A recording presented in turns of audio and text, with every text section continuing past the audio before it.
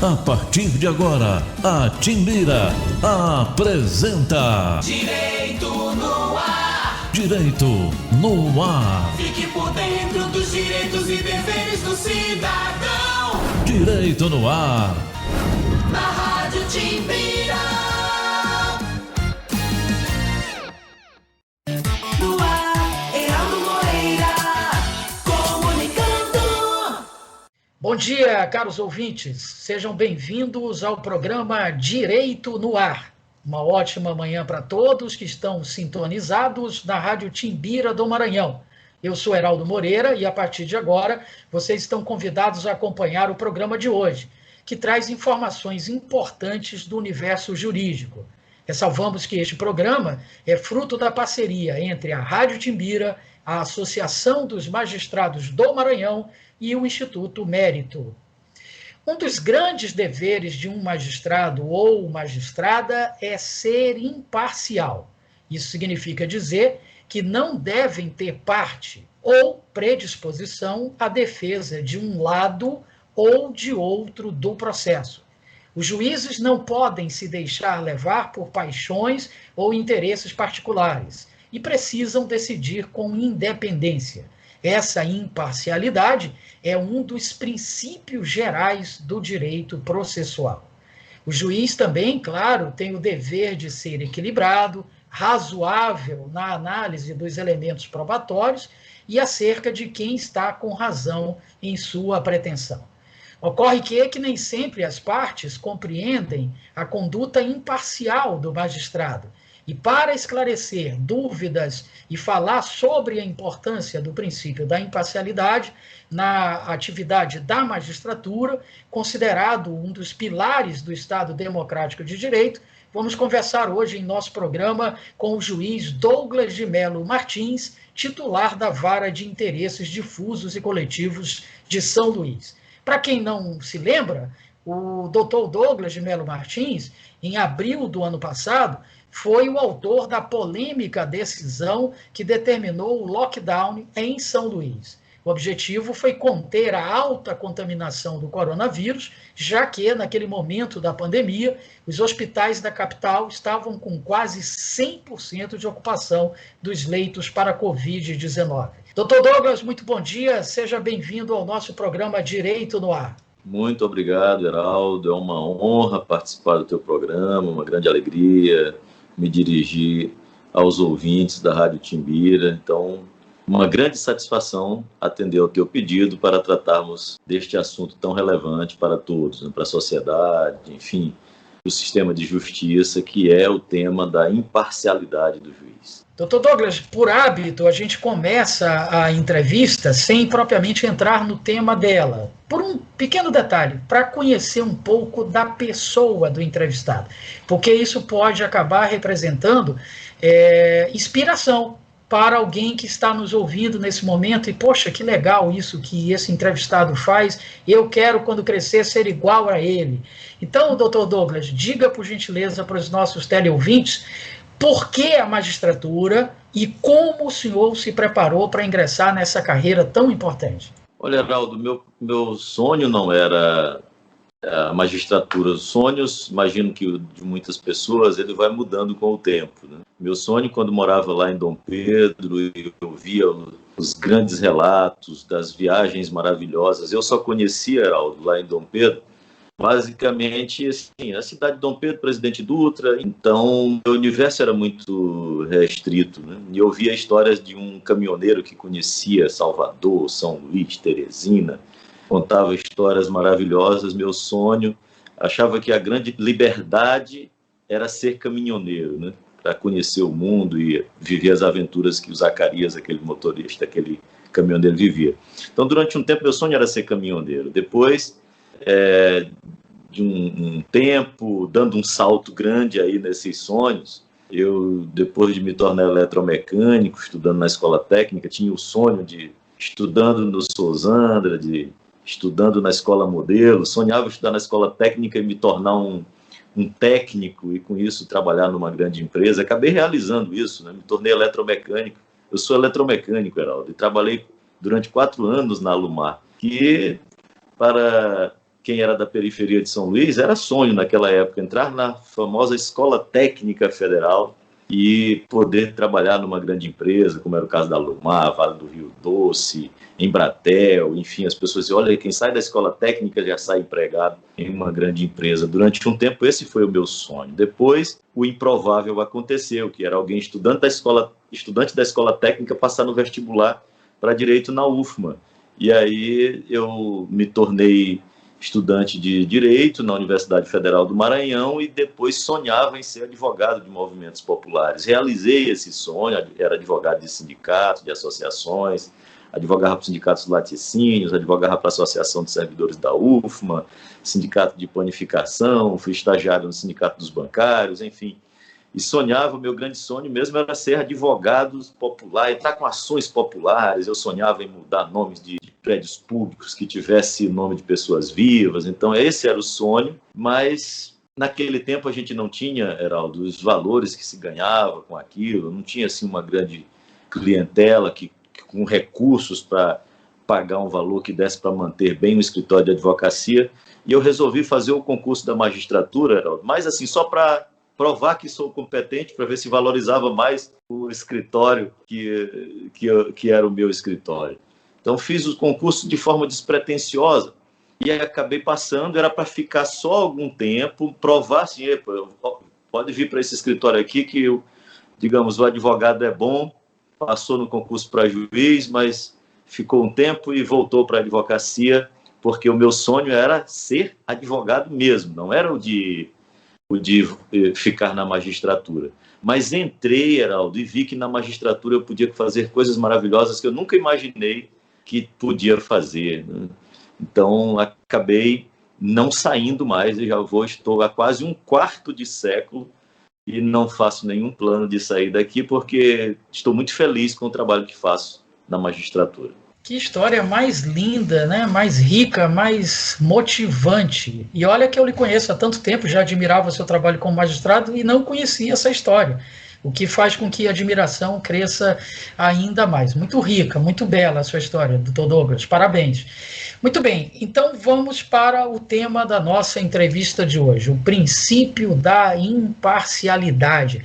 O que seria exatamente isso, doutor Douglas? Bom, Heraldo, esse tema é bem interessante e eu acho que, para início logo do assunto, eu acho que é bem cabível uma distinção entre a imparcialidade, que é absolutamente necessária para o juiz.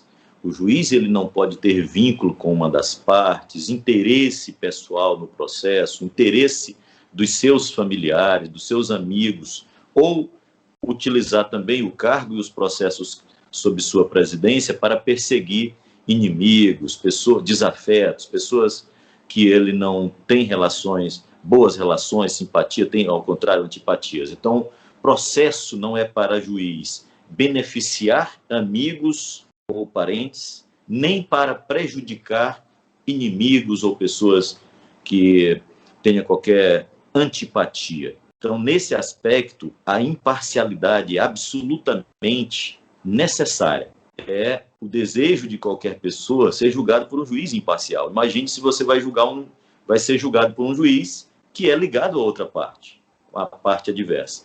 Então, se você não deseja que ser julgado o seu interesse ou você mesmo ser julgado por alguém que seja ligado à parte contrária, amigo da parte contrária, também você não deve desejar que tenha para você ali um juiz que seja seu amigo para beneficiá-lo. Então, esta imparcialidade, ela é muito importante, é muito relevante, é necessária no Estado Democrático de Direito, mas ela não se confunde com algo que as pessoas imaginam, que é a tal da neutralidade. Há de se fazer uma distinção entre imparcialidade e neutralidade. A neutralidade que algumas pessoas desejam do juiz, ela não existe. É uma grande farsa. É uma maneira, quando você deseja que o juiz seja neutro, você não consegue isso. De regra, quando alguém diz que é neutro, ele não está dizendo a verdade, porque ninguém é neutro. Nós podemos imaginar O juiz neutro seria aquela pessoa que não tem, ele está distante da sociedade em que ele vive, né? Ele está fora de um contexto social em que ele vive. Então, este juiz, que seria o juiz neutro, ele não existe. E se existisse, não seria desejável que seja um juiz distanciado da sociedade, distanciado dos fatos.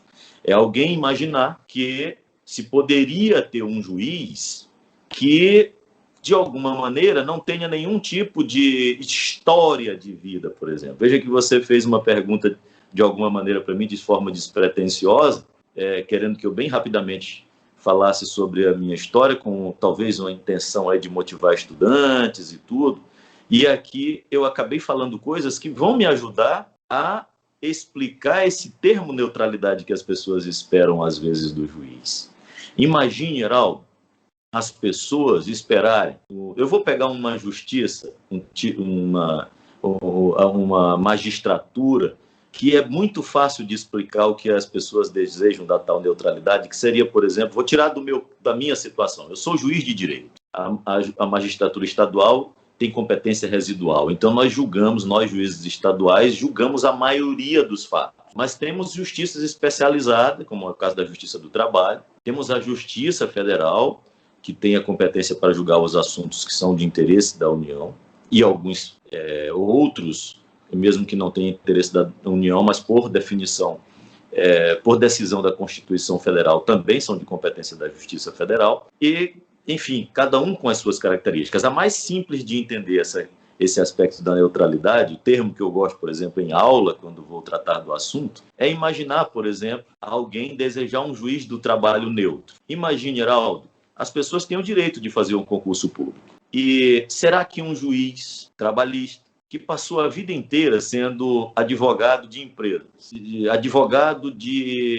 empresas ou de sindicatos patronais, por exemplo, advogou para determinadas empresas e tudo, passou o tempo inteiro defendendo, durante a sua vida toda como advogado, defendendo empresários, ou filho de empresários. Na Justiça do Trabalho atuou em defesa, basicamente, digamos assim, de patrões. E um juiz também, como é o meu caso, se eu fosse juiz do trabalho. Eu nunca fui empresário, eu era trabalhador, eu era empregado, por exemplo, na Alumar. Imagine, fui advogado de associações, de sindicatos. Então, são histórias de vida diferentes e, de alguma maneira, se eu fosse juiz do trabalho, tendo sido advogado de sindicato, e um outro juiz do trabalho, tendo sido durante muito tempo advogado de entidades patronais, seríamos nós dois. É possível que nós dois, esses dois juízes, eles podem ser imparciais? Sim, mas ele foi advogado de sindicato, mas ele é imparcial.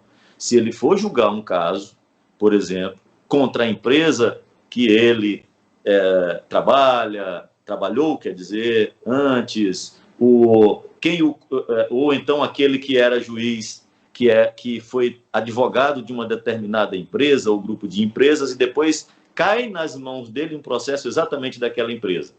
Como é que se garante a imparcialidade? Ele se afasta deste processo, em que a parte é aquela em relação a qual ele tinha uma relação. Então, ele pode ser imparcial, sim. Um juiz do trabalho pode ser imparcial tendo sido advogado de empresas. Ele só não julgará os casos de interesse daquela empresa. Ao mesmo tempo, ele pode, um outro que foi advogado de sindicatos e se torna juiz do trabalho, ele também pode ser imparcial.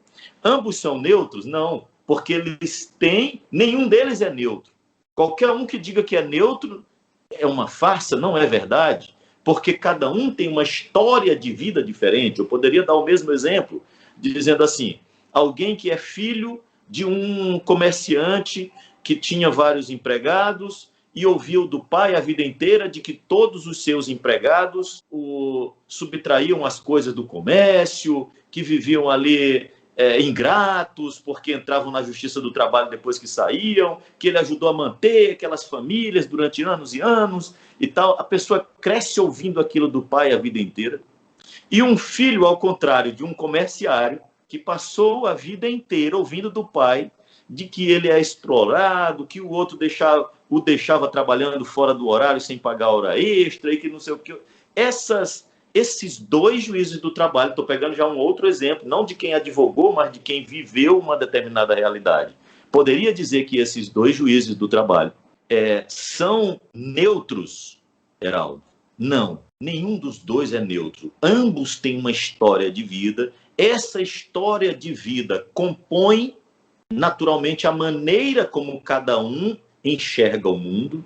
Isso é o que nós poderíamos chamar de visão de mundo de cada um. Certamente não é igual. Ou, se nós quisermos usar um termo que está muito desgastado, Heraldo, mas é um termo muito importante, que, digamos assim, cada um tem uma ideologia diferente, ou seja, a visão de mundo, cada um tem uma ideologia, cada um tem uma visão de mundo, mas o fato de ter uma visão ideológica, o fato de ter uma visão de mundo, claro, faz com que ele não seja neutro diante dos fatos que vai julgar, mas ele é imparcial ou pode ser imparcial. Mas pode ser parcial? Sim, claro, se ele for julgar a causa, por exemplo, dos amigos dele que trabalharam junto com ele na empresa e ele quiser ser o juiz da causa daqueles empregados e se solidarizar com eles. Aí ele estará não sendo imparcial. Nesse caso, o que acontece? A parte lá, digamos, o ex-empregador dele vai dizer: você não pode julgar essa causa, porque esses aí eram empregados juntos com você na época que trabalhou aqui. Então vem aí a alegação de suspeição para afastar o juiz parcial do processo. Então, eu queria aqui, com essas palavras iniciais, porque acho absolutamente necessário que se faça essa distinção entre neutralidade e a imparcialidade. É desejável e necessário que o juiz seja imparcial, mas não que ele seja neutro. Mas há de se conhecer o juiz. Isso é importante. Então, Heraldo, eu fui advogado trabalhista do período que ainda nem eram varas trabalhistas, eram juntas ali que ficavam na Praça Deodoro. Na época, haviam 2 juízes, eram 4 só, e haviam 2 juízes que tinham uma história de vida, digamos assim, mais pró-empregado, porque tiveram histórias de vida, ou seja, eles não eram neutros, tinha uma história de vida que faziam com que eles seguissem uma jurisprudência mais pró-empregado, e havia outros 2 que eram, em decorrência de suas histórias de vida, proferiam decisões, digamos assim, mas tinham uma jurisprudência um pouco mais benéfica para o lado das empresas. Em algum momento eu aleguei suspeição de algum desses juízes para tentar que meus processos fossem todos para os 2 que fossem, digamos assim, mais com histórias de vida mais voltadas, por exemplo, aos trabalhadores. Nunca aleguei a suspeição de nenhum deles, porque eles não eram suspeitos. Digamos assim, quando os meus processos caíam nessas juntas da Justiça do Trabalho, que tinham uma jurisprudência um pouco menos benéfica para o interesse que eu defendia, que era o de sindicato, eu apenas dizia para os meus clientes: olha, não tivemos sorte na distribuição. Mas eu não dizia que o juiz era um bandido, porque ele não era um bandido, porque seguiu uma jurisprudência diferente do meu pensamento. Eu não dizia que o juiz era um marginal, porque ele não era neutro. Eu ia dizer: não, olha, infelizmente caiu na mão de um juiz parcial pró-empresa. Não, apenas eu dizia: olha, a jurisprudência desta junta da Justiça do Trabalho é um pouco menos benéfica para nós do que teria sido melhor se caísse na primeira junta ou na segunda. Caiu na terceira, não foi bom para nós. Mas vamos assim mesmo lutar e talvez ganhamos. E às vezes ganhava também, porque o juiz era imparcial. Ele apenas tinha uma história de vida que, digamos, eu precisava convencer mais ainda. O mais importante em relação a isso é algo que eu caso com este fato sobre o qual nós estamos tratando agora, que é você, de alguma maneira, ser transparente. O que não se pode, e eu acho que isso as redes sociais, uma exposição maior dos juízes, expondo seus pontos de vista sobre vários assuntos, é desejável. Por isso é que eu defendo tanto algo caro também para a democracia, Heraldo, que é a liberdade de expressão. Muita gente acha que o juiz deve ser trancado, não deve se expressar muito, não deve dizer muito as suas opiniões para esconder as suas histórias de vida, para esconder sua ideologia, para esconder sua visão de mundo. Não. O ideal é o contrário, é que a sociedade conheça a visão de mundo do juiz. Não há problema nisso, ao contrário, é desejável. Mas isso não vai de alguma maneira fazer com que as pessoas, aquele juiz, ele tem uma história de vida que não é parecida com a minha, então não é bom que ele divulgue isso, porque pode que as pessoas pensarem, não, a transparência é fundamental em tudo na vida. E a liberdade de expressão dos juízes é algo muito importante, porque a sociedade vai cada vez mais perceber algo para a sua própria segurança, de que os juízes não são neutros. Eles estão inseridos dentro de um contexto social. Tem cada um deles uma história de vida. Essa história de vida de cada um deles tem uma influência nas suas decisões, ou você acha que não? Por exemplo, eu conheço magistrada aqui do nosso estado, magistrada, por exemplo, que foi vítima de estupro, Heraldo. Então, imagine, uma magistrada vítima de estupro. É uma história de vida. Naturalmente, você imagina, se um dia ela tornar-se juíza criminal e for julgar casos de estupro. Pode acontecer, mas é possível que um juiz que foi vítima de assalto e vai julgar um caso de assalto, isso tira dele a imparcialidade? Não, isso não tira dele a imparcialidade. Ele não pode julgar a pessoa que praticou contra ele um assalto. Ele não pode, na condição de vítima, também ser, ao mesmo tempo, o julgador. Mas não impede que ele julgue outros casos. Podem até ser semelhantes. Mas isso, de alguma maneira, não vai influenciar no seu julgamento em relação àquele fato. Então, ele vai condenar a juíza que lá na adolescência foi estuprada, por exemplo. Ela vai condenar todas as pessoas processadas por estupro? Naturalmente, não. Da mesma forma que o juiz trabalhista que foi empregado vai condenar todo empregador? Não. Então, esses fatos são relevantes para a composição da visão de mundo que a pessoa tem ou em relação a determinados fatos que a eles são submetidos para julgamento.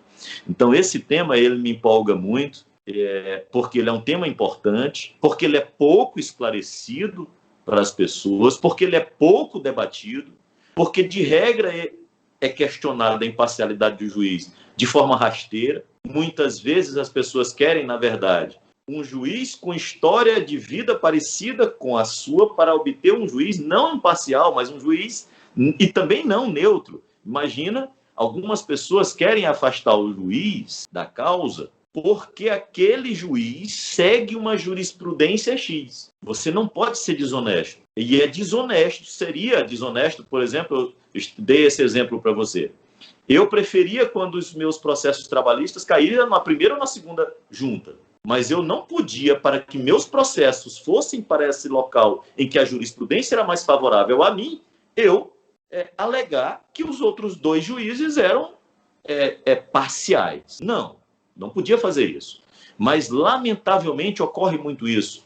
Heraldo, digamos que tenha um juiz que ele é mais cauteloso ao dar liminares contra a administração pública. E você entra com muitas ações contra a administração pública, digamos assim. Você é o advogado de uma pessoa que está na oposição em um determinado município, e esse juiz ele não é daqueles cautelosos, que não gosta de dar, sempre houve primeira administração e tal. Isso é uma visão, é uma jurisprudência, é um entendimento desse juiz.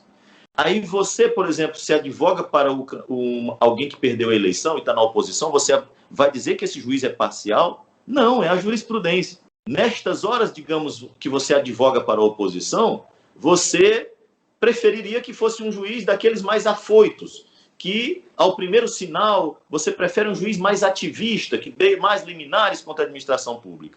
Mas se não tem, você apenas diz para o seu cliente, olha, não temos sorte, este juiz, ele é um juiz muito, digamos, conservador, é um juiz conservador. Então, doutor, alegue a suspeição dele. Não, eu não vou alegar na condição de advogado, porque apenas deu azar de que este juiz é mais cauteloso, então nós não vamos conseguir muitas liminares, mas ele é um juiz imparcial. Ele não é neutro, mas ele é um juiz imparcial. Então, amigo, eu espero que com esta explicação tenha ficado assim claro a diferença entre o juiz imparcial e o juiz neutro. Com certeza, doutor Douglas. O senhor, como é também, além de magistrado, professor, foi extremamente didático. E se eu pudesse, se o senhor me permitisse, só para resumir essa bela aula que o senhor deu sobre o princípio da imparcialidade, eu só acrescentaria duas coisas. O genial educador Paulo Freire, ele dizia que todo ser humano é movido por uma ideologia. Algumas são includentes, outras são excludentes. Mas todo mundo tem uma história de vida, como o senhor costuma dizer, e é claro que essa história de vida está no DNA da pessoa, vai influenciar todas as atitudes que ela tomar, seja como magistrado, seja em qualquer outra profissão, né? E a própria palavra sentença, que é o ato principal praticado pelo senhor, pelos seus colegas, vem do latim sententium, né? Que é sentimento. É o sentimento do juiz, é como ele sente, inclusive pelas suas dores, pela sua história de vida, por toda a carga que ele tem emocional. Então, foi perfeito, foi brilhante. Doutor Douglas, o senhor é o titular da Vara de Interesses Difusos e Coletivos. Eu acho que seria oportuno o senhor explicar para os nossos teleouvintes o que vem a ser exatamente isso, que vara é essa, porque o pessoal está acostumado a ouvir falar em vara civil, vara de família, vara criminal, vara da fazenda pública, isso todo mundo entende, compreende o que é, mas o que seria a tal vara de interesses difusos e coletivos? Porque é um nome, ao mesmo tempo, tão pomposo, né, tão distante, e que faz coisas tão próximas do dia a dia da população, né? Então, eu acho que precisa fazer esse link aí, doutor Douglas. Obrigado, Heraldo, pela oportunidade de esclarecer. Muita gente me aborda na rua, inclusive, que as pessoas não... Óbvio, são leigas, a maioria das pessoas em direito, e não sabe o que são direitos difusos, coletivos, enfim. Então, eu acho que é importante esclarecer, sim. Todo mundo realmente, como você disse, sabe o que é um juiz criminal. Na hora que a pessoa pensa em juiz criminal, ele já pensa em prisão. Juiz de família, todo mundo já pensa em casamento, separação, pensão. Na hora que fala em juiz civil, todo mundo pensa logo é aquele juiz que toma o carro da gente quando a gente não paga o banco, é aquele juiz que entende bem que é o juiz que decide as questões patrimoniais e tudo, né?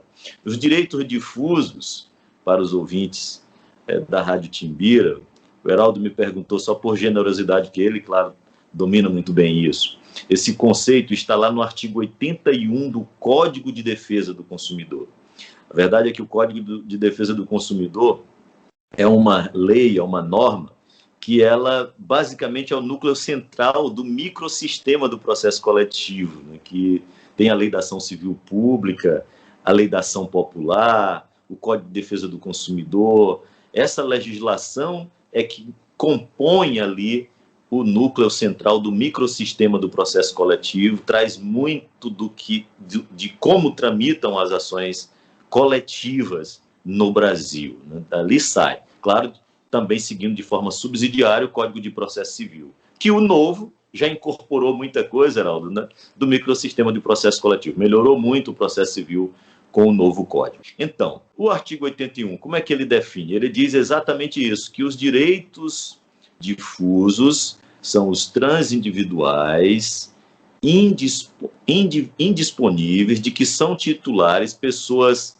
indeterminadas, vinculadas entre si por uma circunstância de fato. Transindividuais, indivisíveis, titulares pessoas indeterminadas, vinculadas entre si por uma circunstância de fato. Então, o que é isso? De forma exemplificando, é possível alguém dizer que o direito ao meio ambiente equilibrado é só dele, por exemplo, o direito ao ar puro, o direito a uma água não poluída? Alguém pode dizer assim, é meu? Não, não, é de todas as pessoas. E o que é possível identificar qual? Não, são todas. E dá para separar, não, só essa parte aqui do ar minha, não, é de todos. É o o meio ambiente equilibrado. Não dá para dividir, não dá para alguém se apropriar desse direito de forma individualizada. Por isso que ele é difuso, exatamente por essas características. A diferença entre o difuso e o coletivo é muito sutil.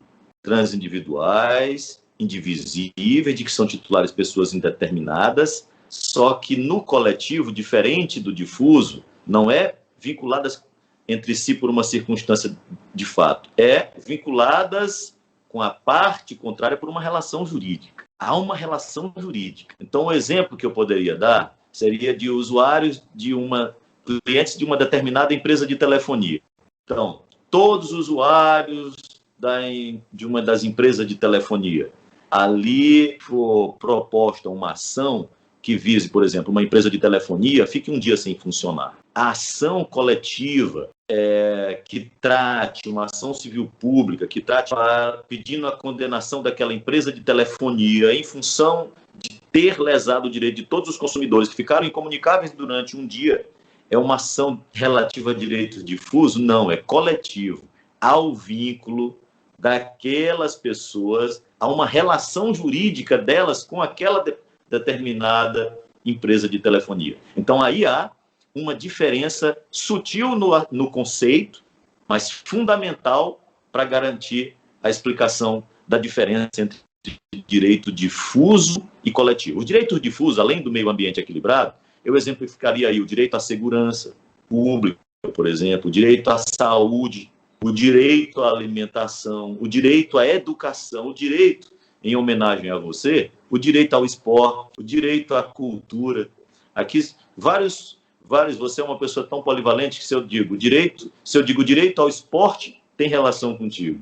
É um direito difuso. Você trabalha com vários direitos difusos. Direito à educação, que você também trabalha. Direito difuso. O direito ao lazer. Direito difuso. Então, esses são direitos difusos. Já os clientes de uma determinada operadora de telefonia, ou concessionária de energia, concessionária de água, nós estamos aí tratando de direito coletivo, não de direito difuso. Essa é, aí, talvez, a maneira mais rápida para dar essa explicação do que julga a vara de direito. Ok, doutor Douglas, a conversa com o senhor é sempre muito agradável, fica sempre aquela vontade de não acabar, de esticar mais, mas infelizmente a gente tem um tempo, né? Tem um prazo que é algo muito próximo de nós outros que atuamos com o direito, né? Então precisamos, infelizmente, finalizar a conversa de hoje, mas brevemente teremos novidade, uma participação mais próxima, efetiva, mais presente do Dr. Douglas aqui conosco no programa Direito no Ar. Então agradecemos muito a participação do juiz Douglas de Melo Martins, titular da Vara de Interesses Difusos e Coletivos da Comarca de São Luís, pela excelente e esclarecedora entrevista.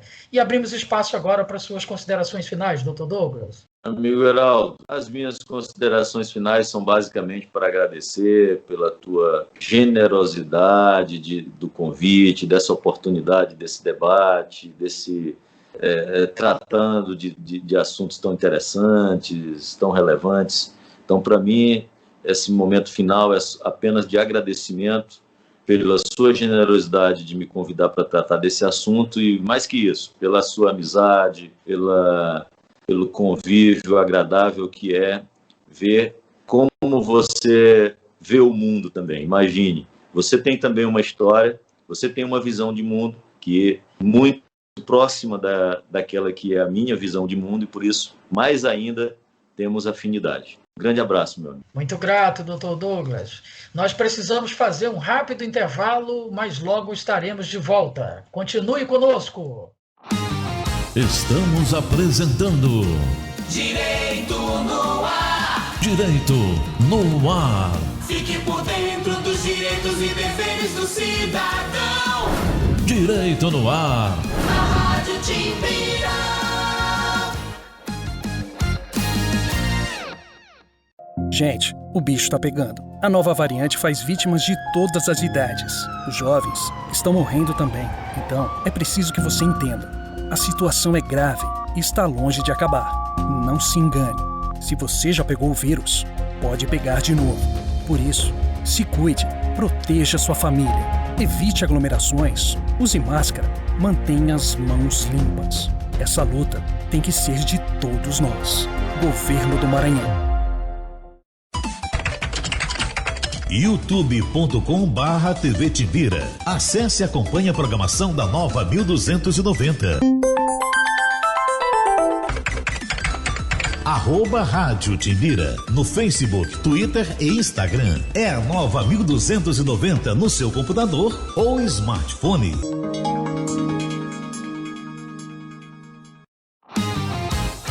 Estamos de volta. Direito no ar. Direito no ar. Fique por dentro dos direitos e deveres do cidadão. Direito no ar. Na Rádio Timbira.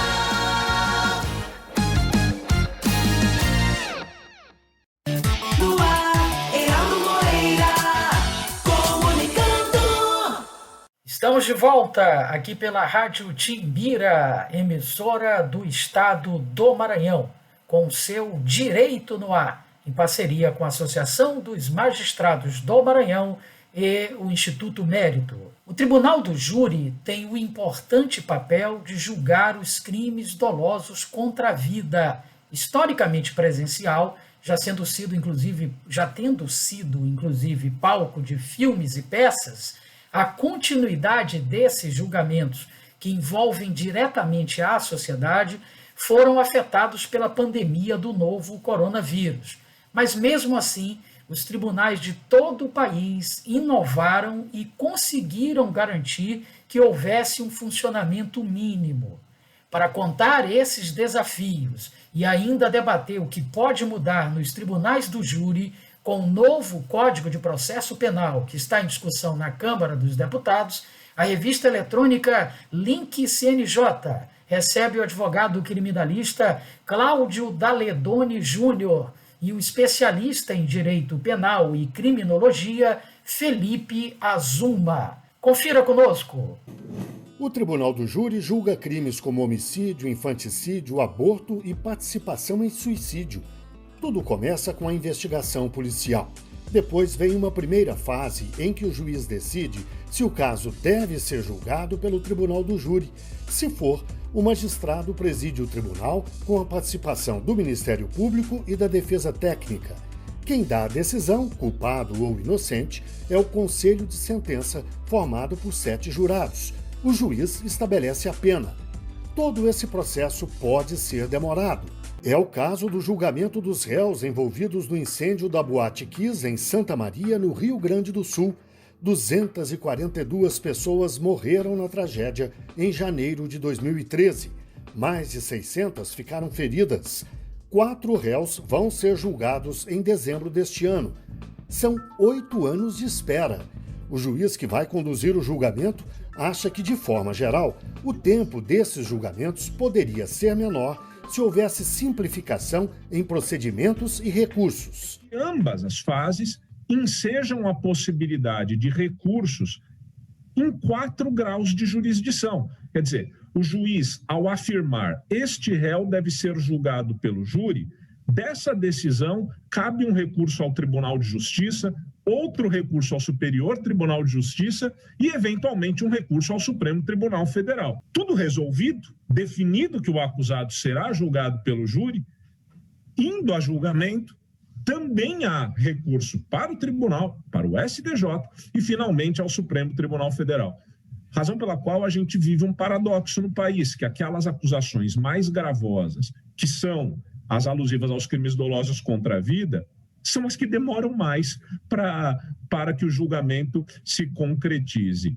Seria razoável pensar-se, por exemplo, em termos de reforma legislativa, na limitação dos recursos no âmbito da primeira fase do júri. Quer dizer, se o juiz disse que o acusado deve ser julgado pelo júri, que se realize o julgamento. No final das contas, são os jurados que decidirão. Com isso, já se ganharia alguns anos, efetivamente, na tramitação do processo. O assunto preocupa o CNJ. O Conselho preparou e enviou ao Congresso uma série de sugestões para mudanças.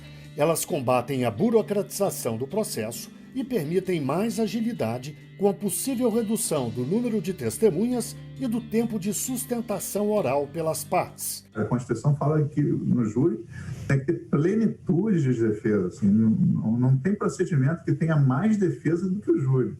A regra é a ampla defesa. No júri você tem plenitude de defesa. Então, nunca que a gente ia propor alguma coisa para restringir direitos de defesa de ninguém, de quem quer que seja. Agora, a gente gostaria de ter um procedimento que tenha tramitação regular, célere, sem nulidades, né? Enfim, a gente possa fazer um trabalho, né, enfim, adequado que atenda também a sociedade. Né? Como outros tribunais, o TJ de São Paulo aposta em tecnologia, especialmente nesta época de pandemia. Parte das sessões de tribunais do júri têm sido feitas por videoconferência.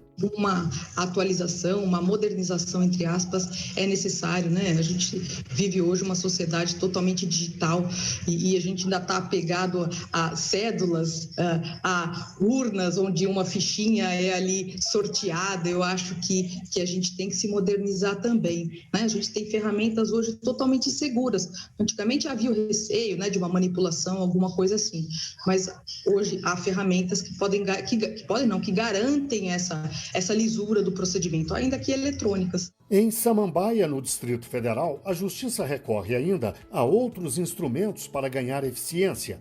O Tribunal do Júri da cidade é o primeiro colocado no ranking nacional de desempenho feito pelo CNJ. Eu tenho utilizado muitas ferramentas que vêm até da iniciativa privada.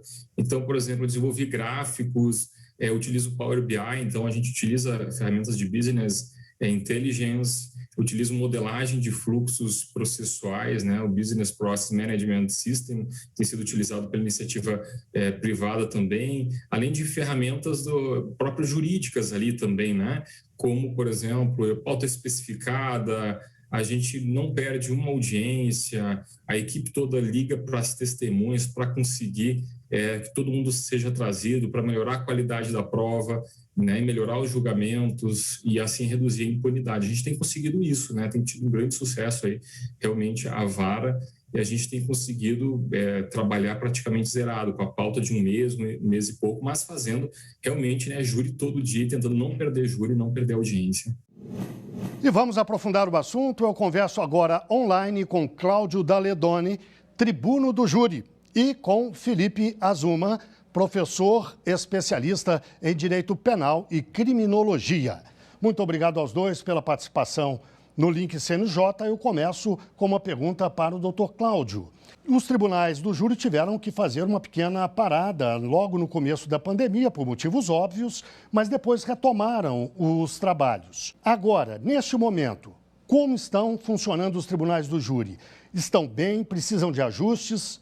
Tribunais têm funcionado, evidentemente, com algumas limitações, mas dentro do contexto, a avaliação que eu faço é que os júris continuam sendo realizados e há uma adequação dos profissionais que ali funcionam.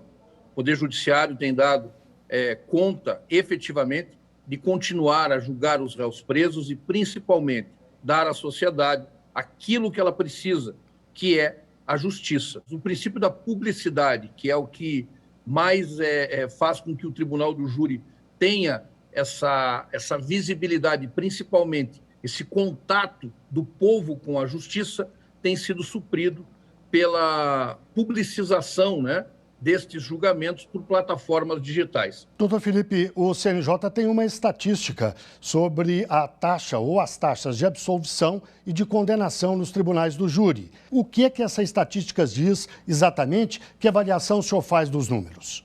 O CNJ tem um trabalho aí primoroso feito de um levantamento estatístico a respeito dos julgamentos pelo Tribunal do Júri. E nós temos aí um percentual de condenação de mais de 67% de condenações. E também de absolvições e de declarações de extinção da punibilidade pela prescrição, o que gera crítica de alguns setores dos operadores, dos profissionais de direito a esse respeito. Mas o que eu quero observar aqui, com relação a isso, a essas causas de extinção da punibilidade pela prescrição, sobretudo, é que há uma grande variação de estado para estado. Isso significa dizer, isso mostra uma realidade que não é um problema do sistema, do plenário do júri, do tribunal do júri, do procedimento do júri, mas há sim um problema de gestão de processos, há um problema da justiça, do sistema de justiça criminal, onde alguns estados, algumas comarcas, alguns juízes conseguem administrar bem esses processos e outros não. Essa pesquisa, que é algo muito sério, é algo que nós, que somos os operadores do Tribunal do Júri, aguardávamos, ela retrata a realidade. E a realidade é que o Tribunal do Júri vem cumprindo o seu papel constitucional e fazendo com que as pessoas tenham esse sentimento de justiça, né? Então, isso é efetivamente o cumprimento do dever que tem o tribunal para com a sociedade. Doutor Felipe, há um projeto de lei, como eu informei no começo do programa, em tramitação no Congresso, saiu do Senado, foi para a Câmara, está em discussão, e ele trata, entre vários assuntos, da questão do Tribunal do Júri. Há propostas de algumas mudanças. Qual é a avaliação que o senhor faz desse projeto de lei? Ele está no caminho certo? Precisa ser corrigido? Olha, nós temos vários projetos, na verdade, em trâmite no Congresso. Dentre eles, o maior de todos é a própria reforma do Código de Processo Penal, e ali, evidentemente, se abarca o procedimento do júri. Há uma proposta também do CNJ, da qual nós não concordamos com boa parte dessa proposta, porque ela acaba por desidratar o procedimento do júri naquilo que ele tem de melhor, daquilo que ele tem da sua essência, que é o procedimento lá no plenário do júri. Justamente porque ali se prevê a diminuição de tempo da fala para algumas situações. Já há um relatório prévio, um relatório preliminar do CPP, onde isso parcialmente é acatado, quando, na verdade, eu acredito que ali no plenário, ali no momento onde as partes, acusação e defesa, têm para explorar a prova perante o juiz da causa, que é o jurado, esse ponto ele deve ser preservado ou, quiçá, deve ter aí até um aumento desse tempo para se explorar melhor a prova, porque é o jurado leigo que não teve contato prévio nenhum com o processo que ali vai decidir. Então, diminuir o tempo, desidratar o tempo de fala, o tempo de instrução ali no plenário do júri, eu acredito que isso não seja bom, que isso não seja benéfico para o procedimento. Nós temos duas fases específicas no procedimento do Tribunal do Júri. Uma primeira fase, que é responsável pelas maiores delongas e pelos maiores gastos, que, na minha forma de entender, é algo que hoje está, assim, atrapalhando o procedimento. No mais das vezes, o Tribunal do Júri vem cumprindo o seu papel. E é com esse foco, com especialistas, com quem vive o dia a dia do Tribunal do Júri, é que o código tem que ser reformado com as opiniões e o sentimento daqueles que operam. Sem sombra de dúvida, tem que existir uma reforma. Essa reforma é para o bem da prestação jurisdicional, mas nós temos que ampliar ainda mais aquilo que o Tribunal do Júri tem por escopo maior, que é a oralidade e principalmente a plenitude de defesa. Eu concordo plenamente aí com o que o doutor Daledoni disse e vou até um pouco mais longe. Essa pesquisa do CNJ mostra justamente isso, que é nessa primeira fase onde se encontram as brechas, onde se encontram as situações que acabam redundando a posteriori, que acabam redundando lá, às vezes, quando do julgamento do plenário, ou até impedindo o julgamento em plenário com a prescrição. Porque é neste primeiro momento onde tem acontecido esse prolongamento da instrução, esse prolongamento do procedimento. Não se encontra no plenário o problema do júri. Doutor Cláudio, que outros aspectos do projeto que o senhor julga necessário manter ou mudar? Veja, nós temos que criar mais espaço, né, e prestigiar mais ainda as provas periciais. As provas periciais, elas precisam encontrar um lugar que sejam efetivamente mais acessíveis às partes, né? Nós precisamos prestigiar a atuação dos profissionais naquilo que diz respeito aos médicos legistas, aos peritos criminais, colocando uma exigência para que os operadores do direito possam e devam trabalhar com mais espaço e com e com mais possibilidade de interagir com esses mecanismos científicos que vão subsidiar ali, vão dar um atendimento a que o procedimento transcorra de forma normal, a fim de declarar ou não declarar a materialidade dos fatos. Doutor Felipe, a própria existência do Tribunal do Júri é questionada por vários especialistas. Alguns consideram que não seria a melhor forma de se julgar os crimes dolosos contra a vida.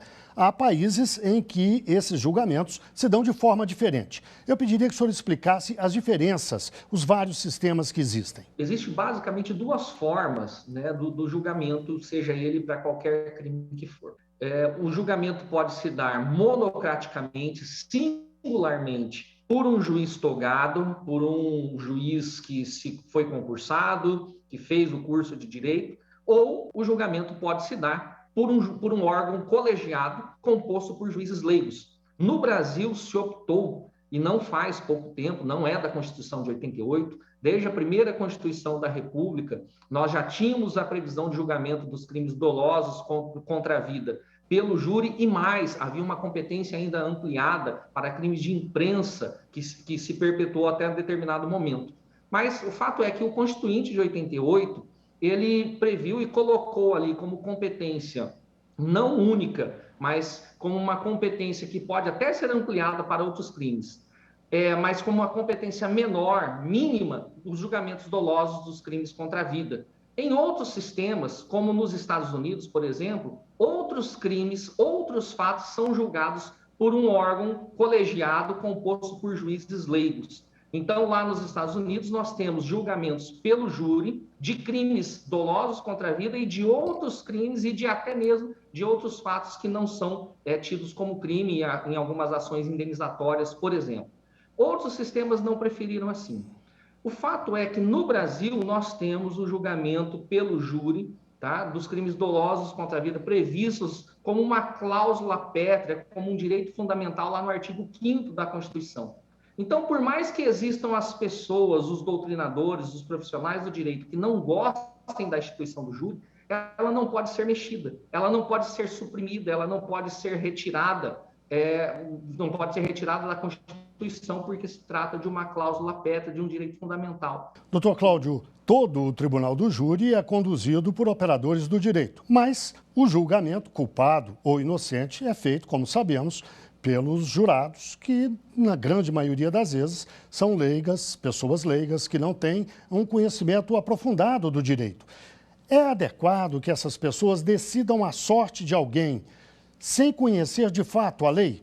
Veja, no Tribunal do Júri e nos crimes dolosos contra a vida, o que há de principal é este sentimento de também estar na condição daquele que é acusado.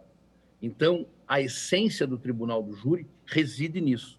E, por conta disso, a maneira mais acertada que se encontrou em todas as legislações, em todas as ordenações, como muito bem falou o professor Azuma, desde que o mundo é mundo, a forma colegiada de se julgar alguém é a maneira mais acertada pela empatia que aquele cidadão jurado vai exercer. É colocar-se no lugar daquele que está sendo julgado. É colocar-se no lugar daquela família enlutada. É colocar-se no lugar daquele encarcerado. Então, o Tribunal do Júri é a medida mais acertada de justiça naquilo que a gente tem que chamar do crime dos crimes, né? Do assassinato, da morte de alguém, algo muito sério, onde a sociedade precisa julgar. E aquele que matou ou aquele que foi assassinado precisa encontrar dentro da comunidade dele aquilo que as pessoas pensam, que as pessoas sentem, ou para ser condenado ou para ser absolvido. A forma com que o Constituinte colocou e cravou a maneira como as pessoas que, infelizmente, acabam aí sujando as mãos de sangue, ou que as pessoas que têm aí são famílias enlutadas, sem sombra de dúvida, é a mais acertada forma de justiça. Bem, chegamos ao fim do nosso programa. Eu espero que a nossa conversa tenha contribuído para esclarecer bem as pessoas que nos veem. E agradeço, claro, a participação de Cláudio Daledoni, tribuno do júri, e de Felipe Azuma, professor e especialista em direito penal e criminologia. E agora o Link CNJ dá notícias da Justiça com um giro pelos estados e pelos tribunais do país. O reconhecimento de paternidade bate recorde em Belo Horizonte durante a pandemia. Mais de 1.000 audiências à distância foram realizadas na capital mineira desde março do ano passado. E nos últimos 4 meses foram 400 audiências online, a metade do que foi feito no ano passado inteiro. Em Minas, o pedido de reconhecimento de paternidade pode ser feito diretamente pelo portal tjmg.jus.br. O Tribunal de Justiça de Pernambuco se manteve entre os mais produtivos do país no primeiro trimestre deste ano. Foram 611 mil atos, entre sentenças, decisões, despachos, julgamentos monocráticos e acórdãos. O judiciário pernambucano é o 5º mais produtivo entre as cortes de médio porte, de acordo com o ranking do CNJ. O processo judicial eletrônico é implantado em mais de 48 unidades do Tribunal de Justiça do Espírito Santo. Em todo o estado, mais de 238 mil processos já foram protocolados no sistema em 247 unidades judiciárias. O acesso ao PJE é feito diretamente no sistema, com uso de certificado digital e assinatura do termo de compromisso eletrônico. O Tribunal de Justiça do Mato Grosso aderiu ao aplicativo Escritório Social Virtual. A partir de agora, pessoas que saíram do sistema prisional do Estado e suas famílias vão poder acessar serviços como emissão de documentos, acesso a políticas de moradia e qualificação profissional de forma online e gratuita. O aplicativo do Escritório Social Virtual está disponível para celulares com sistema Android e iOS. A gente lembra que caso você queira participar do nosso programa, que é gravado, você pode fazê-lo por meio de críticas, dúvidas ou sugestões, e para isso você usa o nosso e-mail, que está aparecendo aí na tela para você, amaimprensa@gmail.com. Ama é A-M-M-A, imprensa, tudo junto, amaimprensa@gmail.com. Com. Voltaremos semana que vem com o seu Direito no Ar, um programa da Rádio Timbira, Associação dos Magistrados do Maranhão e Instituto Mérito. Até lá e muito grato por sua audiência.